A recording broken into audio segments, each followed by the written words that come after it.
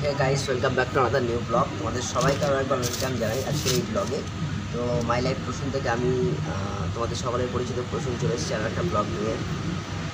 এর মধ্যে lunch time, তো লাঞ্চ এখন খেয়ে নিতে হবে। বাইরে টিফিন এসছে, একবার দেখেন।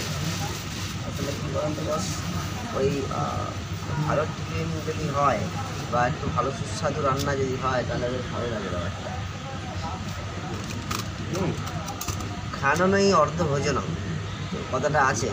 তার কারণ হচ্ছে ওই গন্ধেই অর্ধেক খিদে মিটে যায়, তারপরে বাকি খিদেটা অটোমেটিক হার্ডওয়ার্ক করে চাবিয়ে চুবিয়ে খেয়ে ব্যাপারটা মিটিয়ে নিতে হয়।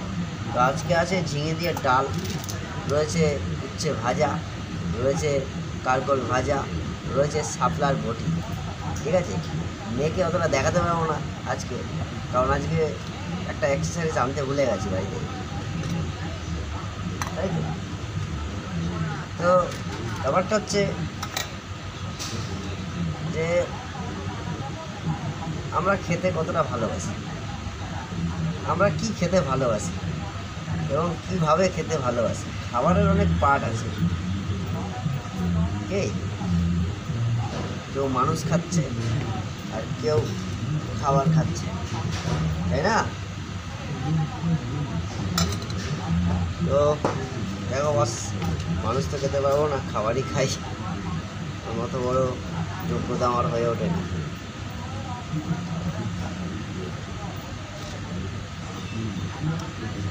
একটু ডাল, একটু ঝিঙে, অনেক দিন বাজার করি না।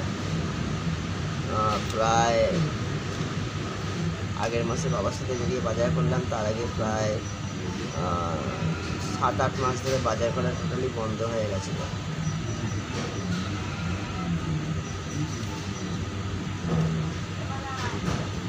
মাঝে মাঝে নিজেকে একা একা ফিল করি, কিন্তু বাট হাল ছাড়িনি, ভেঙে পড়বো না।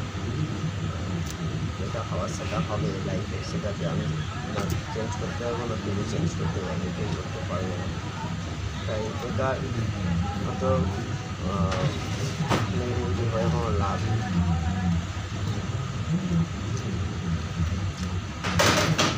একা এসেছি, একাই যেতে হবে।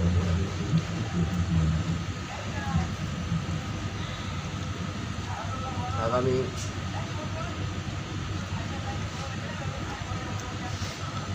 তেমন বোকা আমি অন করে কানেকশানই রেখি। তো বন্ধুরা, লাঞ্চ তোমরা যা যেটা করোনি তাড়াতাড়ি লাঞ্চ করে নাও, কারণ বেলা হয়ে যাচ্ছে।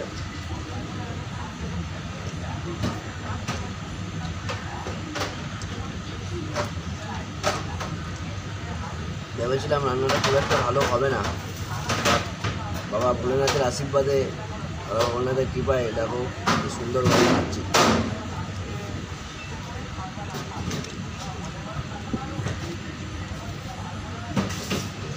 আগামী পরশু দিন আমি একটু বাইরে ঘুরতে যাচ্ছি, কারণ হচ্ছে একটু রিফ্রেশমেন্ট দরকার আছে।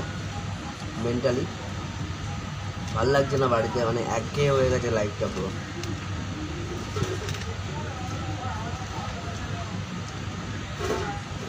তাই সকাল সকালই বেরিয়ে পড়বো ঘোরার উদ্দেশ্যে। রাস্তাতে খাওয়া দাওয়া করবো,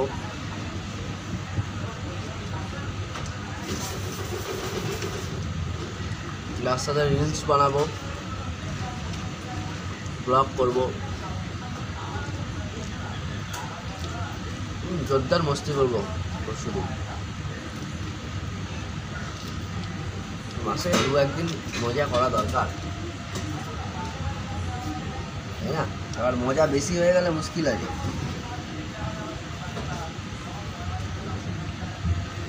আর নয়তো ভাবছি বাড়িতে ভালো মন্দ একটু রান্না বান্না করিয়ে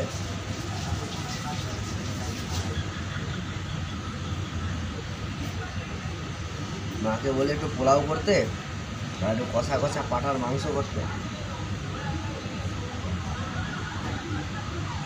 দেখি এখন কী হয়, কারণ এখন আর বাড়িতে মা বাবা বলো আমি বলো কেউ আমরা সেভাবে অতটাও রিচ খাবার খেতে পারি না। মানে আগে যেখানে 1.5 কিলো 2 কিলো মাংস বা 2.5 কিলো মাংস হতো, তারপরে সেটা 2 কিলো 1.5 কিলো, এখন 700 গ্রাম 3 জনের বা 500 গ্রাম আনলেই হয়ে যায়।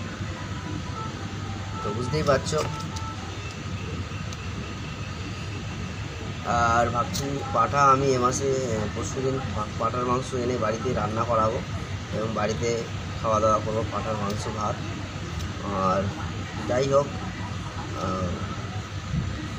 কালকে যেমন বাবা একটু কষ্ট পাচ্ছিল যে হাত কাজকর্ম নেই, চলবে কী করে।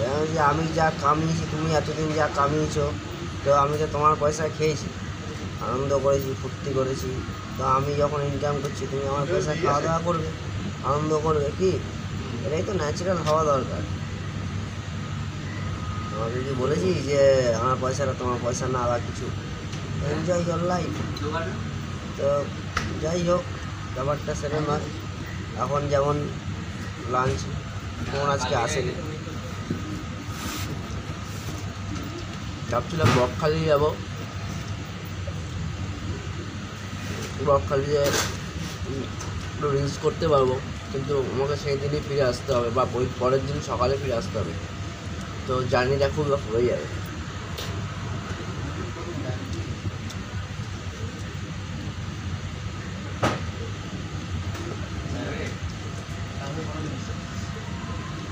তো চলো বন্ধুরা, এইভাবে পাশে দেখো, সাথে দেখো, সাপোর্ট করো আমায়। আগামী দিনে অনেক অনেক অনেক পথ চলা বাকি আছে তোমাদের হাত ধরে। আরও অনেক বড় মানুষ হতে হবে, বাদর তৈরি হবে।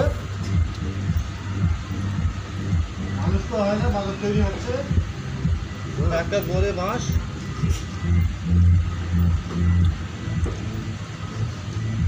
আমার একজন শুভাকাঙ্ক্ষী, আমার প্রিয় কালিগ মিস্টার ইমরান হোসেন, তার থেকেও আমার সবথেকে কাছের বন্ধু,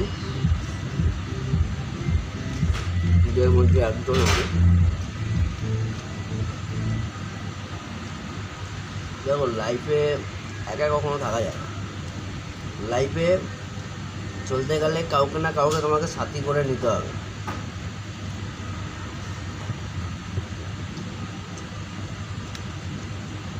আমি খাওয়া, ঘোরা, রিলস এগুলো পছন্দ করি, তাই এগুলোকে সাথী করে নিচ্ছি। চলো টাটা, অনেকক্ষণ গেলাম, বাই।